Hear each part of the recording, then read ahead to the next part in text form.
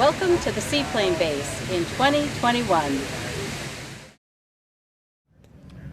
I think that today is July 30th, 2021. This is Dave Quam. Next to me is Robert Murray. Both of us are the founders of the Seaplane Pilots Association. And we're at Air Venture Oshkosh for 2021. And we've been all over the place. Now, this is Friday, our final day that Bob and I will be together, for a while. And we thought we'd get into the story of the SPA, where we both have our maybe single views. The question asked most often, Bob, is why was it started? And I'm not going to go into any details because it's kind of boring, but we needed a way to get information from other seaplane pilots to us and other seaplane pilots on where to go, where to find fuel, where can you land, where you cannot land, what's good docking in a storm, etc., etc. There was no way to get that information out because there wasn't an association. So there were 4 people involved. One of them, his name was Al Lish. He was a printer, and he would come down to the Little Ferry Seaplane Base and work on the weekends. And then was a William Hooper, who was an accountant at the Bendix Corporation. And I asked these 2 guys if we could get together and maybe get an association going. Now, I was doing my flight training at Teterboro, and I could cross this bridge called the Hackensack River. And there was a sign there that says, "Watch for low-flying aircraft." Never saw any aircraft, didn't pay attention to it. One day, going over the bridge, a set of floats went across my windshield. There was an airplane, well, it wasn't that close, but it was close, going to land in the river. So I made a U-turn and went back to see what this is all about. And I was introduced by Bruce Dunham to the Little Ferry Seaplane Base. I said, I got to try one of these float planes. Got to get lessons? Yes. So we had lessons. I earned my seaplane rating, and I realized this is the way to go. Get rid of the funny wheels. So I bought a Cessna 172 from Ely, Minnesota, and they flew it out for me. The questions were, where do you find fuel, and how do you know where to go? And Bruce Dunham would say, call up Jay Friedito. And we did, and he gave us phone numbers and locations. And when I asked them why they don't print this material, they said they don't want the liability. And that's when I realized we needed some way to pass the information on in the form of a association. So we put some ads in the paper to get a meeting together, and we met at Little Ferry Seaplane Base. Gentleman here to my right, Robert Murray, came on board, and he asked what could he do to help, or who's going to do the publications. And I said, I don't know just yet. So he made the offer to do our publications once we get going. Did I get that straight? More or less. What do you mean more or less? Jeez. No, Dave, whatever you say is most convincing. But how did you know about the meeting in the first place? I forgot. George Larson from Flying Magazine, where I used to do the odd little feature for them, told me about it. And I think Flying Magazine wrote an article or wrote a little squib about the Seaplane Association getting started. Anyway, George drove me out to your meeting at Little Ferry. Now, I must have known about Little Ferry by then because I had a seaplane, and I think I had gotten my rating at Little Ferry. Well, see, you must have sent a notice or something, or Ito sent a notice to Flying Magazine that you were going to start the association up. You hadn't started yet. George made that quite clear. So anyway, he agreed to meet me at the bus, the Little Ferry bus, and drove me to the meeting. And I think he stayed at the meeting. I believe he did. I think you did, yes. George, of course, is the guy that later became the editor of Air and Spaces magazine, and was their editor until just a few years ago, when he finally retired. So he was with Air and Space longer than he was with anybody.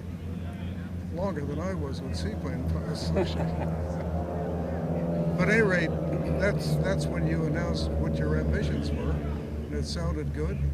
And having a seaplane, I also appreciated the fact that it was important that we have some kind of documentation, some reference point for seaplane pilots to see where they could land primarily, where they could get fuel. Information center?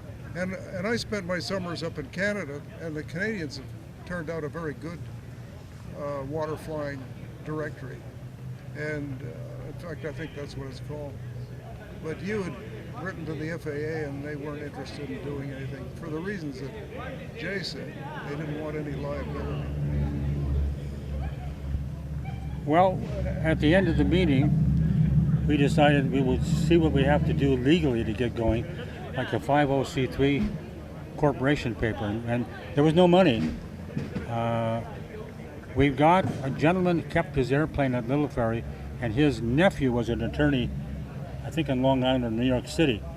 And so then they did the corporation papers for us for New York.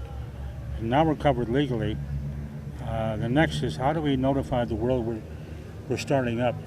So we needed a brochure to indicate the purpose of the organization, where we are, and what we plan to do down the road. And these plans can't be done unless we have some money or cash flow, and that comes from the form of dues. So we try to get everyone to put their money in the hat, and then we're responsible for spending it on publication or whatever. Edo helped with the brochure. We did some writing and made some changes, and then their public publisher firm did the brochures for us. And we put an ad in all the magazines I could find that now we're here and we're ready. But we don't have any money, so send a self-addressed, self-stamped envelope so we can send you a brochure. And that's what got us going. Now, Bob Summers, well, where do you summer? What's the name of the area you summer in? The Georgian Bay, part of Lake Huron. Up there by... so I'm near Point of Barrel. Near Point of Barrel. So we didn't have anything for a newsletter just yet. Now, our office was a card table in the shop and a file cabinet and a chair, and that was it. That's all we had at the time. Membership started to come in, and I had consulted with a dentist in the town who had a Radio Shack F100 or something computer. And I said, wow, that's what we need to keep track of the membership numbers. And within 2 weeks, the dentist said to me, don't do it. Keep away from it. He said, I've lost my files 3 times. You can't depend on the machine. No. Nothing's really coming in yet, but we needed to be prepared for it. After the meeting, how long was it until you left for Canada, or were you?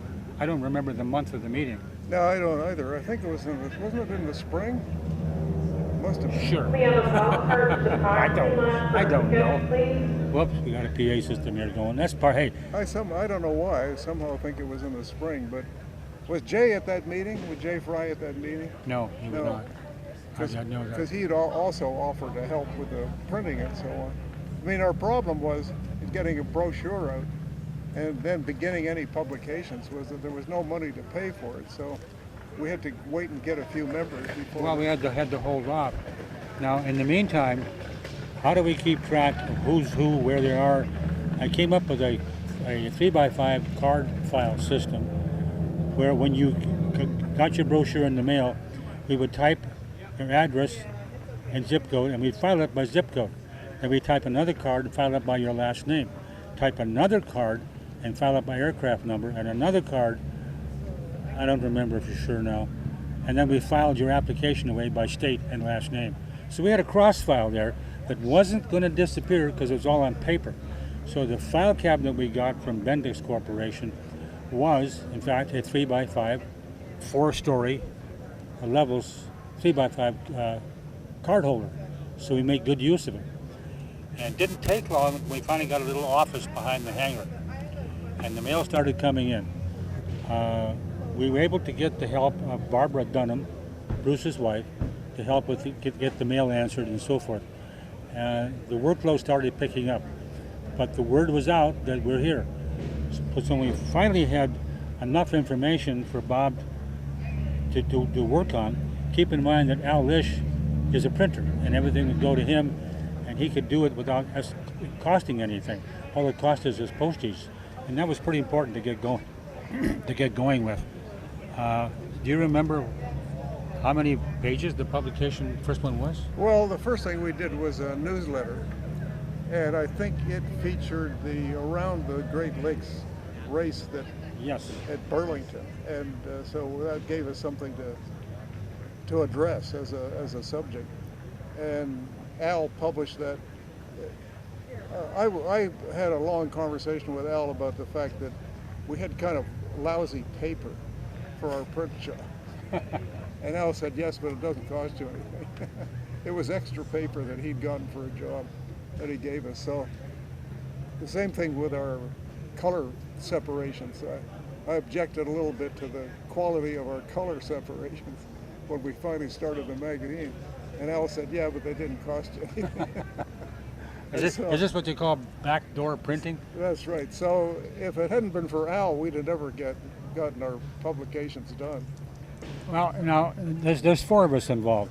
And it took four of us to get this. Because one person, a gentleman by the name of Ed DeChant, tried to get an association going a couple of years before we did. It lasted a year, and he just ran out of energy. He just died. I will say that a number of people, organizations like AOPA, EAA, the 99s and so forth, don't start a Seaplane association. And I'm saying why? Because the numbers are not there. You got to do the math. It'll fall on its face. You don't have the dollars coming in. I said, you know, if we can keep this going for 2 years, and then if it collapses, okay, but that's 2 years of a lot of water flying information that wouldn't have been there in the first place. I'll give you an example. When I got my airplane, looking for places to get fuel, on the aviation chart you get these red circles with an anchor and little tabs on the four corners of the circle. And that indicated seaplane base with fuel. If it was an anchor and a circle, just a seaplane base. Well, the problem is, when I started checking on these before I went, thank goodness, I called ahead, and they don't exist anymore. They shut down. Well, it's too much effort to tell the map makers goodbye, take us off the map. They just walked away from it. So a lot of those seaplane bases on the charts were not there, and you couldn't count on it. So getting that update was important, and then putting it in print for everybody. Now, the word got out, and we started to grow. There was a pilots association in Washington State, and when they saw the second newsletter for 36 pages, they said, hey, these guys have got their act together. Look at the publication. Publication, publication, publication. Make it look better than you actually are, just to get going. And when Bob put it together, we started getting memberships. How long was it since we did the third publication? Well, it was a few years. I don't know. But we started out with the newsletters, and then they came out fairly regularly, and they were supposed to be quarterly, but they didn't turn out to be quite that close together. Well, we needed more news. But then we accumulated a lot of work, so a lot of writing. So that's when we got the idea to do the annuals, and they were only meant to come out once a year. The water flying annual, and we got a PA system. We'll have to wait for that to be over with. The water flying annual, I think we made 5,000 copies, and it hit the membership, and boy, the association started taking off because of the publication, and make it look like you're bigger than you actually are. By the way, that publication, number one water flying annual, is available via email from me. I did a high resolution scan, and if anybody wants a copy, they just have to get a hold of me at my email address at the bottom of the screen here, and I'll email you the first water flying annual in full color. Now the association started to hum along, we're getting membership, we're starting to roll, and I'm not going to get into the details of all the things we had to do with fight-wise and so forth, and change the laws and so forth. The concept of association was working. We had some trials and some errors and so forth, and we met interesting people. I had the chance to work with a general in the Army on a project that turned out to be very successful. Other issues that got resolved because of some of the members. Now, if something's happening in a different part of the country, we don't know about it unless somebody calls us. So I'm a member of an amateur radio. Let me just interrupt you for a second. I want to go and say hello to this pilot.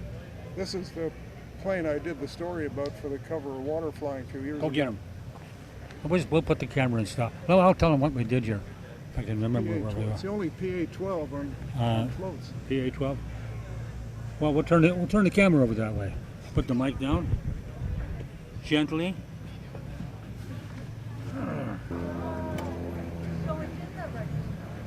Here he comes.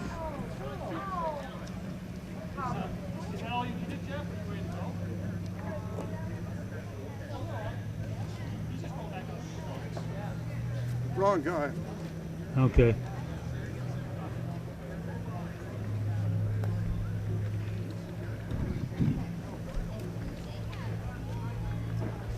When we started the association, I'd heard about that there was another SPA a couple of years back, and the guy's name was Ed DeShant, airline pilot. He started it. It lasted about a year. He just ran out of energy. He didn't get any help. He couldn't do it by himself, and I understood that. Other organizations, I think I mentioned earlier, said don't do it because the numbers are not there. Well, when we requested the addresses of seaplane pilots, my name was not on there. And that's because if you had a helicopter rating, your name didn't show up with the seaplane rating. We got that straightened out. The first time we got the list was 10,000 pilots. When they redid it, I think it was 25,000. Well, we didn't have the money to send out 25 or produce $25,000 worth of brochures. We just hoped the word we could get around by the community aviation magazines. We started to grow, so we got a small office or a small trailer someplace, and we put it behind the shop. Now we had an office and a telephone, so we're things are going to be moving here. During this period of time, there were issues that had to be addressed, legal issues as far as landing airplanes different places. And this is not a time now to get into talk about all the issues. 90% were resolved because of the people we're working with on the problem and the association. I didn't realize how important the word association is until I started to work with this General Henry Hatch, which Bob and I visited in Washington. And he made it a point that I'd like to know what's happening through the eyes of the association. It's important that the association speak on behalf of all your pilots. Never forgot that. As a matter of fact, working with General Hatch over the years, 15, 20 years ago, we are still in contact with each other. And ironically, I found out by accident that he had a summer place up in Canada. And would you believe this? His summer place was like 30 miles from your place, up there just northwest. I was going to go to visit him, but I didn't. Seaplane Association started to thrive. I don't recall where we were. Oh, one of the things that I didn't realize, when we had this card file of all these cars lined up by different aspects, the reason for the zip code one, at the end of the week we'd take the cars down to the plate company that made up these metal plates with addresses, and then we would give them a call and say, give us a run of labels, and zip 200 labels. We have to hand label, hand stamp the newsletters. So that really worked out well. But I didn't anticipate the address changes. Every time someone changed an address, we had to change 5 cards. But thank goodness Barbara Dunham, Bruce's wife, kind of took care of that for us. I don't know what you know, we're kind of loosely knit. Like Bob says, well, a couple of months I was the president, then he was vice president, and then next month he was president and I was vice president, and we kind of just flip-flopped as we do. We're kind of loosely knit together, but it worked. Well, what I remember is that when we decided to do the first water flying annual, you had to take a loan out. And there was a lot of consternation over that. And I was always pushing the association to sort of go beyond its limits on the assumption that it would grow. Of course, I had no way of knowing whether it would or not, but I had a friend who was, well, not only had I done worked at a print shop when I was in high school, and I learned how to do paste ups and so on. But I also had a friend who was a neighbor up in Canada who helped me design our logo, made it a part of his system. And the idea was that it would be part of an international language and not require any writing. Well, we eventually did add Seaplane Pilots Association to our logo, but at any rate, that's how the logo got started. Was partly through Paul. Anyway, we had to take a loan out to get our first annual published, and everybody was pretty nervous about that, especially Bill Hooper, who was our treasurer. Our treasurer and financial officer. But Dave and Al Lish backed me up, and Jay Fry loaned us a lot of photos, and so we got our first annual put together. And the whole idea of the publications and the newsletters in particular was that we had an addendum in there for a directory. Seaplane-based directory, yeah, yes. and we couldn't get anybody to publish a damn directory for us. So we ended up undertaking it ourselves. That was a real chore. That took a lot of work on everybody's part to get that information together. I think the Seaplane-based directory was about 20 pages, everything that we could find. And I don't recall getting any phone calls saying the information is incorrect, you got the wrong phone number. It was our first copy. Now, throughout the years when the association grew, different executive directors took on taking and making a better directory. As it turned out later on, they had a loose leaf or binder about this thick, which is now online for nothing. Before you had to buy it. The present executive director, Steve McCowie, put it online for any of our members to look up information. And then, of course, if they see something that's wrong, they get back to us and we figure out what happened and make the change. Little J3 Cub, no, it's not. It's a Cub on floats taxiing out to the bay out here. The next step, after about 4 or 5 years, and a lot of issues resolved, I was working in broadcasting in New York City, first as a technician fixing video cameras, associated equipment and so forth, then into the production part of it, doing film to tape transfer, editing and so forth. The business exploded. There was a new machine out by Ampex, and our company got the first 12. We wiped out NBC, CBS, and ABC. So our business went bonkers. Therefore, we started a night shift. It was 6 hours, 7 to 1 o'clock, and I signed up for it immediately. And having done that, I had to go the whole day to myself. And that's when I had time to take the flying lessons and get into aviation because of that job. If I had a 9-to-5 job, the association wouldn't be here today. I just wouldn't have time for it. The trouble is you had a 24-hour job. 24 and 25-hour job, I think, come to think of it. I started getting chest pains, and I said, oh, too young to have a heart attack. So I went to see the doctor. He said, well, what do you do? And I explained, well, in the morning I fly from 10 o'clock to 11 for the Forest Service, and maybe up to Hudson River for the Coast Guard looking for oil spills, some Forest Fire Patrol. I would go back and clean up and go into Manhattan at 7 o'clock in New York City and work from 7 until 1 or 2 in the morning and back into bed and flying the next day. The doctor couldn't believe what he was hearing. He called his whole staff in. He said, you got to listen to this. Don't complain about being overworked. Well, if I hadn't had that free time, I probably never thought about this. So there was a lot of hard work. Bob put in about 7 years of work. I put in maybe 5 or 6. I don't remember exactly. Same with Al Lish and Bill Hooper. But I had to do something. So we went to AOPA, and then it was John Baker was in charge. And we asked if they're interested in managing the Seaplane Pilots Association. And we had a couple of meetings, and they agreed that they would do this for us. So AOPA took us on and helped build us up until we were big enough to go on our own. And I think the director at the time was Mike Volk. And they looked at Minnesota, but winters are long and the ice is hard.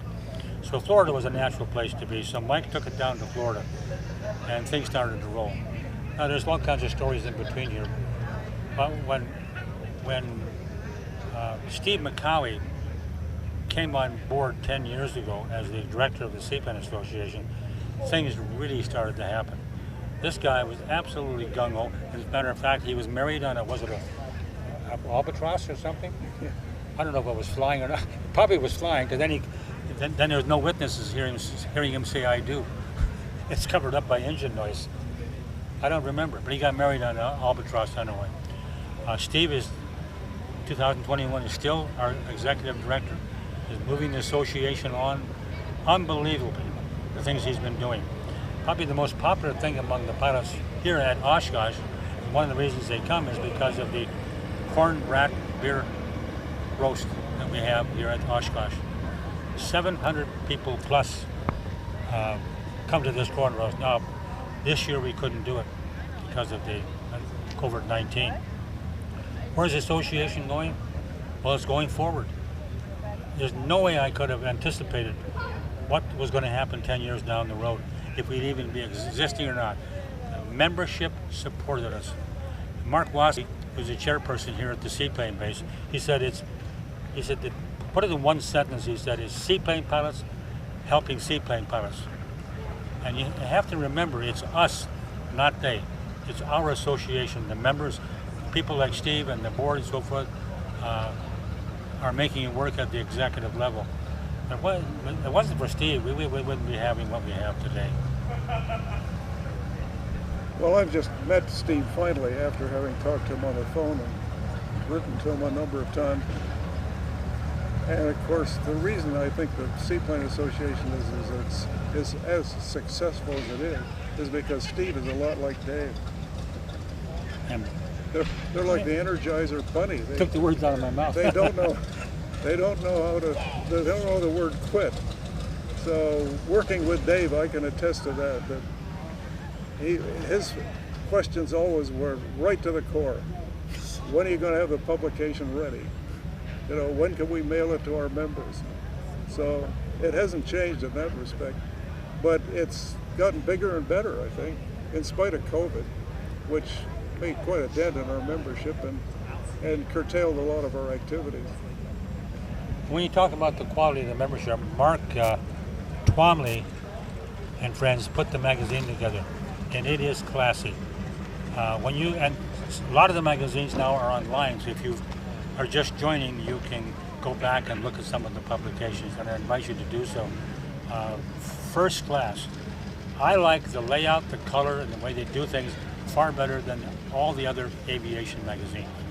Now, we're not filled with lots of ads, just certain ads. Great publication, and it says who we are. We're a classy operation, we're serious, and take a look at us and then come and help us. If you're not a member of the SPA, obviously we invite you to do that. And they also have a lifetime membership. I think it's about $1,200.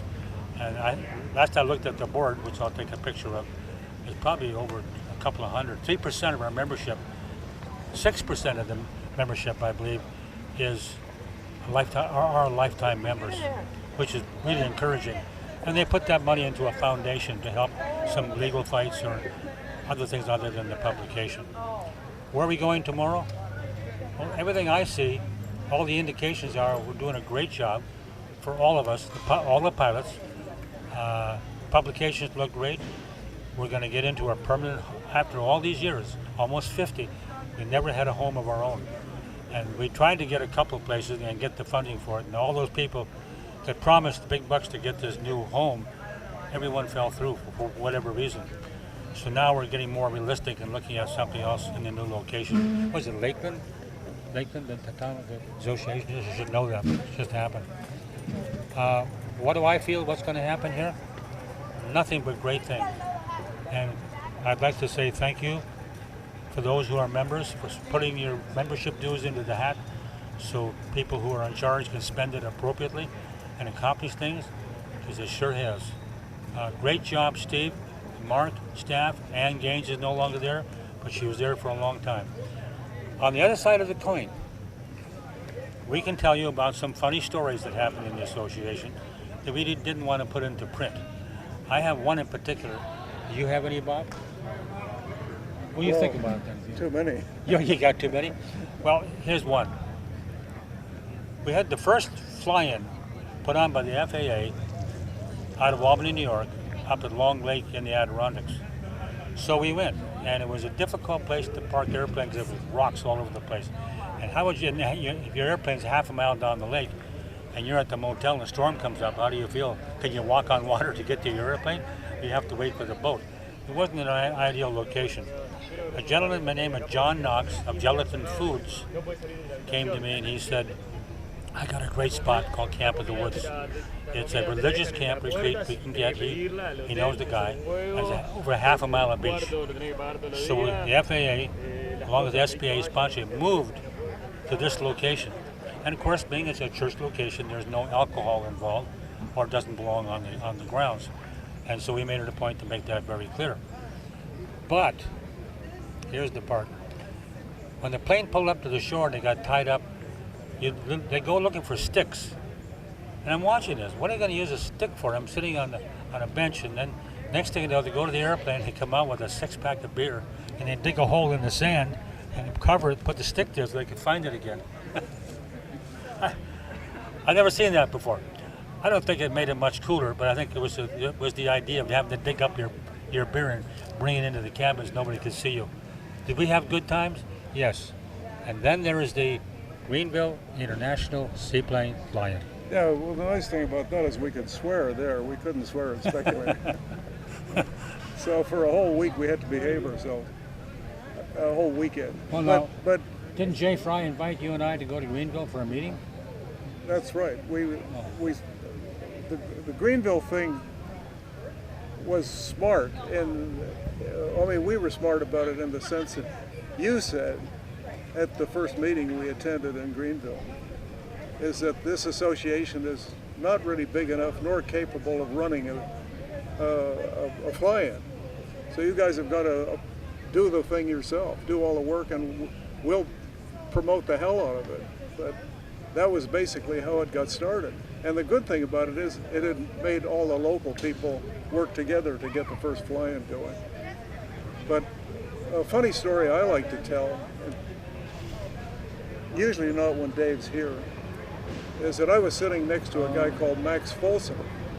And Folsom Air was one of the main FBOs in Greenville. Of course, we didn't know that at the time, or I didn't know that at the time. And Max, who was a man of few words, leaned over and in his best down east accent said to me, "Is that man on fire, or does he always talk like that?" And he was referring to Dave. Talk too fast. Who got everybody pumped up about the idea of holding a fly-in, and thought it was a great idea, and told them that they had to do it themselves. And so basically we did it together. I guess that's the point of it. And we publicized it in the magazine, we publicized it in the newsletters, and it became an international fly-in. Sure did. We had guys come from all over the world to attend that fly-in. So, well, it was very successful. In that day, a gentleman who's no longer with us by the name of Dwayne Lander, then there's a Chip Taylor who's still around, ran a ski resort there. And they basically organized everything. Dwayne did a lot of work making markers for the water bombing and the landing contest and so forth. We would then have dinner at a ski resort with 300, 400 people. I don't know where they all came from. I'm doing a short talk before they're going to give out awards, and I have a cup of beer, and I'm talking. And as I put my hand over the counter to talk, Bob comes up, gently pours more beer in the glass. And didn't see it, so I would go back and look at the beer, have a sip, and invite Dwayne to come up to pass out some of the awards. Put my hand over here, Bob filled up the glass with a little bit more beer, and things started getting better. I don't recall too well. I recall, but not a lot. But everyone started saying, "Hey, our president's getting drunk at the podium," and I heard that. I looked up my glass and I said, "I've been sipping it 4 times and it doesn't change level. This is one hell of a glass." I don't know where to go. We had a lot of fun times. well, we met first at a place called Quam Mountain Lodge, and Dwayne and Chip were running the place, I think. And Yes, they were. then, I don't know if Scott Paper had bought it by then or not, but I don't think the fly-in's held there anymore.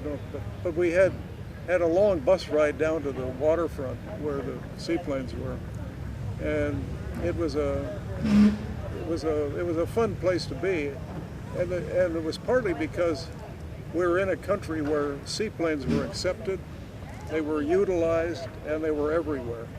I mean, you couldn't you couldn't carry on a conversation. It kept getting interrupted by somebody taking off or landing in the bay. But it was a good location, and I think that's why it became so popular. My first time there in my own airplane, because Bob, Jay, and I think Al Lesh went there to have a meeting, and we were excited about having this international fly-in. When I went there in my own little 172, very windy day, and there's a mountain to the west, and I couldn't get down. It was so rough. I finally got on the intercom, and Connie, who worked for Dick Folsom running the office, said, "David, you got to go." In her house, she said, "David, you got to go over the general store by 50 feet, and then you'll be out of the draft." And I can't do her main accent, but I'm pretty close. Can't get there from here. Well, I guess she was right. So I flew, and I've never done this before, right over the roof of this store. And she was right. There was not a turbulent air any place. And I landed, got over to the dock, and it was getting windy.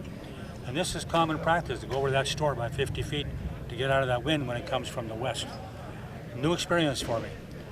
The fly-in, the fun at the fly-in got around so that hundreds and hundreds of people come to it. People who live in the area. The grounds in front of the fishing game where we held this whole thing was swamped with people with chairs because they wanted to see an event. And it's also the last big event before freeze-up. And also, they're very good at making the main boat. Briefer at the pilot departure booth. Briefer at the pilot departure booth. Planes are taking off. What the heck was I again? I keep forgetting my own spot. In Greenville, the word got out, and at some point we lost the ski resort. We ended up in Folsom's hangar, and we got brand new bed sheets, 4 of them, and nailed them to the hangar. And I had some 16 millimeter film of outtakes from television shows. Having worked in television, and I recorded some of the shows, I would see what the bloopers are in the States, and I'd make copies. So I had the biggest collection in New York City of outtakes, and I'd trade them with guys at NBC. And I got 2 unmatched, what do you got? Like a couple of kids with bubblegum contest. And so I ended up with about 15 hours of outtakes, boiled down to about 2. And we show them at pilots' parties now and then. So now, we had a film, and I don't remember what it was. But we ran the film on these sheets nailed to the hangar door while we're eating steak and lobster in Folsom's hangar because we lost the ski resort. Well, the word got out that, hey, this is a steak and lobster, fun flying, no big speeches, it's just fun, fun, fun. And it just took off. I think in 1 year or 2, it'll be the 50th anniversary of the Greenville fly-in. We cover everything. We didn't get into the nitty-gritty part because that's not important. Just the fact that it took 4 people, AOPA, some good executive directors, and the association's alive and well and doing his job. I can't speak for Bob, but I'm very proud of what we all have done collectively together to make this work and do what it has been doing today. No, I think you covered most of it, Dave. I mean, the magazine went through a number of transitions. We got space in a couple of other aviation magazines. Jack Leggett gave us space in, what's it called? Sport Flying. Sport Flying, yeah, Sport Flying. And we went there for a while because they had a regular publication date of every month. And that sort of helped out. I'd written an article for them years before, and I knew Jack, and he was another Canadian originally, so we had some things in common that helped us there. But I think the truth of it is that a lot of the money to get the association going came out of our own pocket. I paid for all the photography that we used in our magazine initially and wrote it off as a business expense. And that worked well for a while. We got the bomber early. Hang on a second here.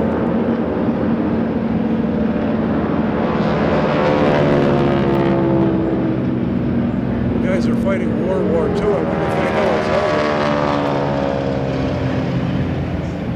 Well, what they're trying to say is the air show is starting to happen. talk to Marky. Come here, why don't you? Oh, okay. When you finish there, come over and sit down here. We're going to be right back. We'll take a quick break, dip the black, and then come back up again. And I want you to meet somebody else who's very much involved in the association. Do I do anything here? No, just keep talking if you want. Just let it lay. This looks a little lopsided because we have a third person who's going to be coming here in a few moments. I'm trying to rack my brain here to come up with more information about the SPA. I guess the bottom line is it's in great health. Foundation is growing. Steve McCowie, our executive director, is working very hard, puts in long hours to accomplish the work that needs to be done. We have solved some major problems with federal laws with the help of Bob and another person at the Seaplane base and myself. We were able to change a law in this country that allowed seaplanes in places that weren't normally allowed. So we're accomplishing things, and our PR work through Steve is just terrific. He's putting great effort into letting people, non-seaplane people, know what seaplane flying is about. We have been at Oshkosh Fly-In, as it was called then, now Air Venture, I think for 40 years. Had a 10-foot booth up in Hangar C for a long time, and we're back in the Hangar C with a bigger booth, and you've got a few pictures here of the tent here down at the Seaplane base. For a long time, they called the Seaplane base the best kept secret here at Oshkosh. It wasn't a secret, just people didn't seem to pay attention to it. The biggest thing we got going for a party for all of us pilots and guests is the corn roast. Corn, brat, beer, soda, water, games for kids, etc.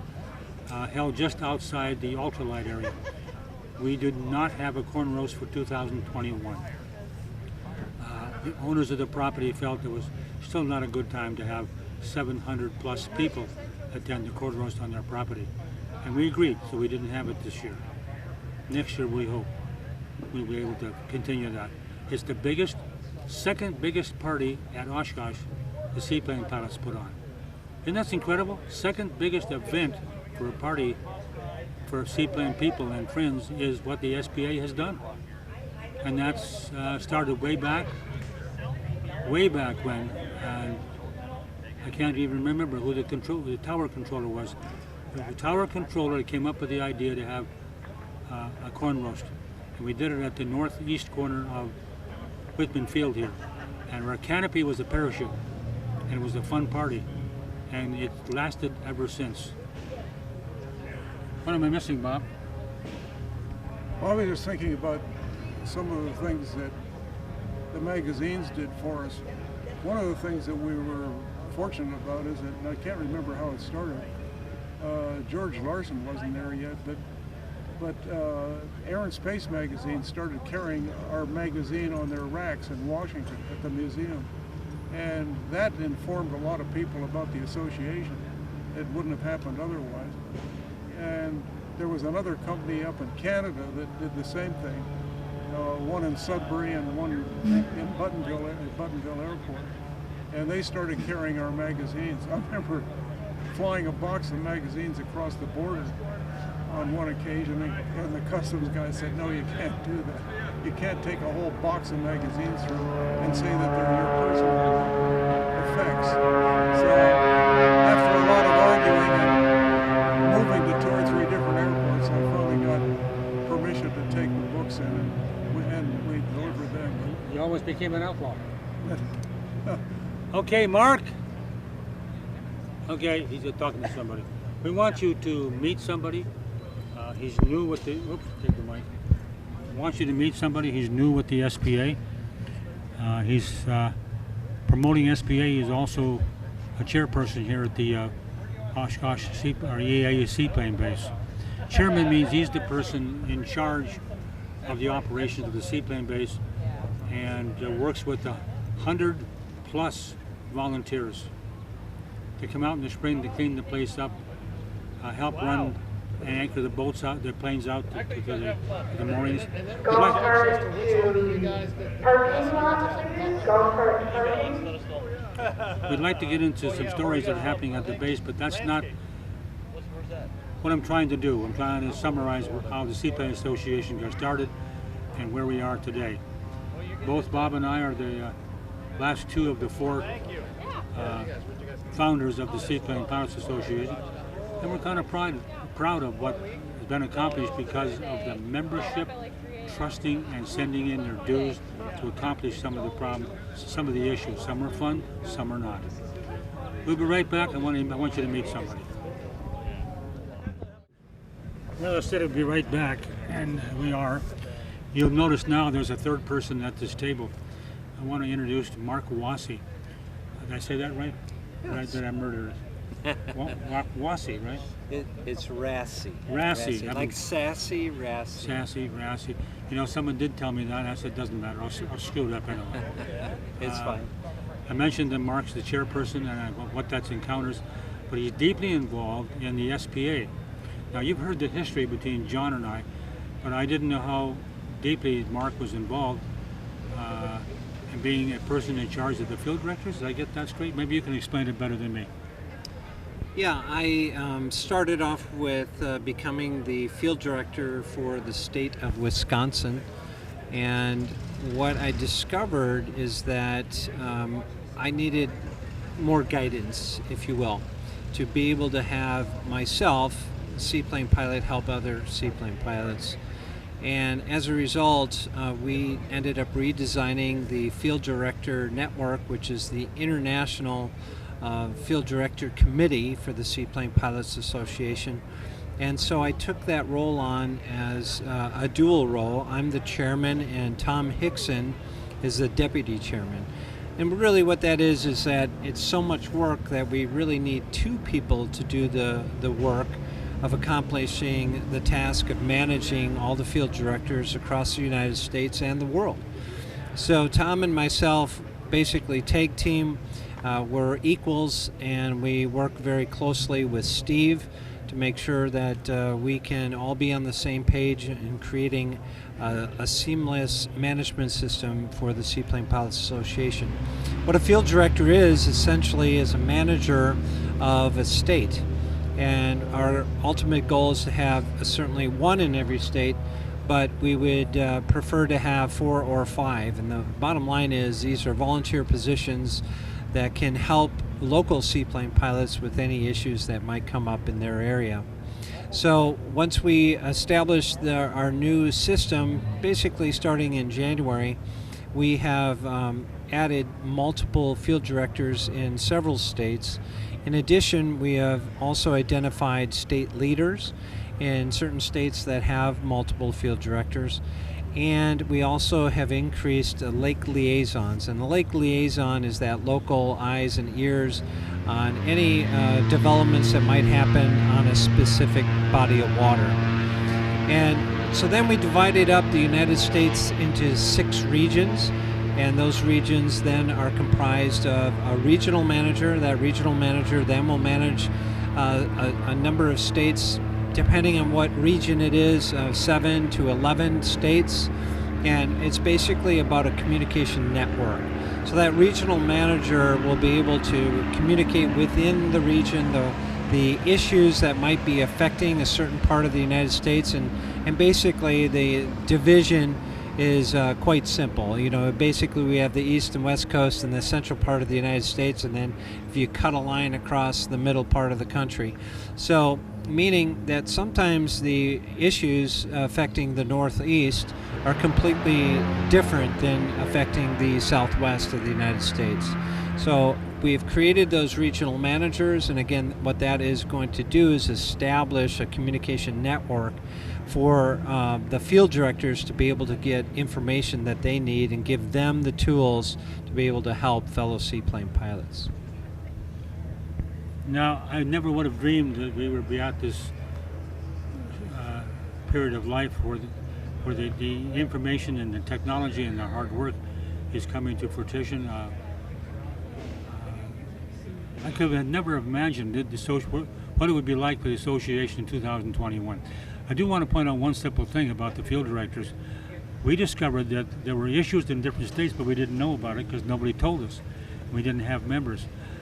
I am a member of the amateur radio community, and they have a publication One day I noticed in the magazine they had regional directors, and what a regional director encompassed maybe 3 or 4 states, and they acted as like a field director, keeping the Amateur Radio Association advised of what's going on. The minute I saw it, I knew that's the answer for us, is to have a field directorship to get the information coming in. And more importantly, because we couldn't afford to go out to different parts of the country, that person would be given all the information necessary. He would represent all of us as a field director. And that's what's happening today. Is that correct? Yep. That is precisely it. So I had somebody come up to me today at the tent at the SPA asking for help. They want to be able to create a seaplane base. They have threats with invasive species. Their local body of water wants to restrict seaplane access. And the Seaplane Pilots Association has always asked for equal access. So if other recreational activities are allowed to be able to use the lake, well, we certainly want to be able to have that equal access to that body of water. So he felt somewhat frustrated that there wasn't somebody to come swoop in and do all the work to create the seaplane base, do all the paperwork to get it certified so that they could move forward with getting this body of water approved for seaplanes. And I simply told him that we are a bunch of seaplane pilots and that we are willing to help other seaplane pilots, and that through our field director network, especially through the regional level, that we will definitely reach out and help them. We are working on a manual right now, or a SOP, standard operating procedure, where we can have the tools necessary to basically teach our field directors what they need to do, in this case, to create a seaplane base. In the state of Wisconsin right now, I am working on 3 seaplane bases that are public, 1 private, to make them a certified seaplane base. And of course there is a procedure to do that. It starts off at the FAA level, the federal level, and then it goes to the state level, and then it would go down to the local level. And we're creating that manual that is basically a checklist for an individual that wants to create that seaplane base, and that's what we're working on right now. Now that is a huge change when you consider what we were doing in 1972. Well, Bob and I try to give you the history of the SBA while we're both here, and I haven't seen Bob in 15 years. Talked to him on the phone and emails now and then, but it's been a long time, and we decided to get together. Don't know if we'll be back here next year or not, and then try to tell the story. Bob, you have any final comments before we wrap things up? No, as usual, you haven't said it all, Dave. Talk too much? Is that what it is? All I did is try to back you up, and I suppose I'm still doing that. Well, to some degree. We have a story to tell someday about working with the Corps of Engineers and a general in the Corps of Engineers. Bob and I went to have lunch with him one day because he had bent over backwards to help us with some problems at the federal level. And we had lunch. We're sitting there, and General Hatch says, "Okay, David, nobody comes to Washington unless they want something." I said, "General, I'm here because I want something. I don't want to put it in a letter. I don't want to put it in a phone call. I want to be here in person to do this. I want to thank you for what you did for the seaplane flying community." And to this day, Bob took a picture of the two of us. We look like brothers. I can't believe it, same size. But to this day, I'm still in contact with that retired general, the one I told you earlier, that lives 25 miles from Bob's summer cabin up north. Well, that's my perspective. I probably could tell you more, but I don't want to get too long-winded here. It becomes boring after a while. And that's what happened to get the Seaplane Association going, and the 4 people involved that gave so much of their time and their own money to make it work. Now, we're not doing it for pats on the back. We're doing it because we needed the information out there, and we thought we could do the job. It was tight sometimes, but look at us now.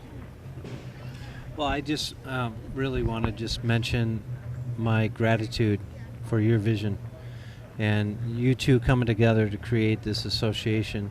And really, you think about it, of all the seaplane pilots, across the world, now recognize the association as just that, a group of seaplane pilots that are here to help other seaplane pilots.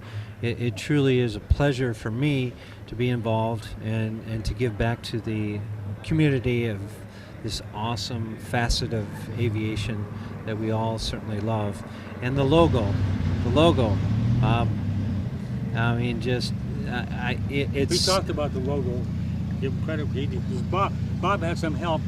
Bob had some help with the logo with a friend. Well, here, say one more time, Bob. Our Paul Arthur. Well, my immediate neighbor up in Canada, who I got my property from, on where we go every summer, was a guy called Paul Arthur, who was a graphic designer from Toronto. And Paul had designed a very successful set of pictographics, he called them. And so I said to him, you know, we need to get a decent logo for the Seaplane Association. We're now getting big enough. And what I liked about Paul's system was that it didn't rely on any words. It was an international system. It was meant to be graphic. And so he had done a number of things that involved sailboats and swimmers and so on. So we took his waves, and I contributed a de Havilland Beaver, which we all considered as the ultimate float plane, especially in those days. And that's how the logo came about. But wasn't it designed to be a sign on the road for a seaplane base? Well, it was designed so that it could be used as a patch on a cap, a signage for a roadway, or a flag. Those were the, so, and including large banners.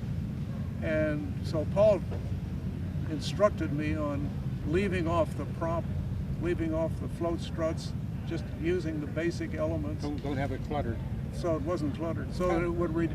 And I think one of the things that we did when people joined, we gave them a little Champlevé lapel pin. Yes.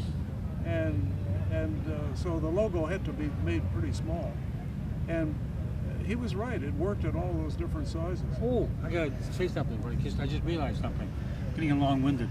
I'm going to work in Manhattan in the evening shift, not too far from the UN. And there's a lot of people on the sidewalks, something's going on, UN meetings. So I just ready to make a turn, the police car stopped me, pulled in front of me, so I couldn't go forward. And I looked down the street, here comes a couple of big black limos. Okay, some bigwig someplace, so they're blocking the street so they can keep on going. All of a sudden, this terrain of cars came to a stop in front of me. Gorbachev stepped out right in front of me. And the first thing I thought about is taking my pen up and switching. I'll give you my pen if you give me your pen. Of course, the minute I started to walk towards Gorbachev, the undercover officers had me against my car. I didn't get very far. So I never got the chance to change pins with Gorbachev, but I sure as hell did try. Well, that's our story. If you're not a member, I hope you are now, because there's a lot of people still volunteering their time to keep this association alive and doing what it does today. Thank you for watching our story. Bye now.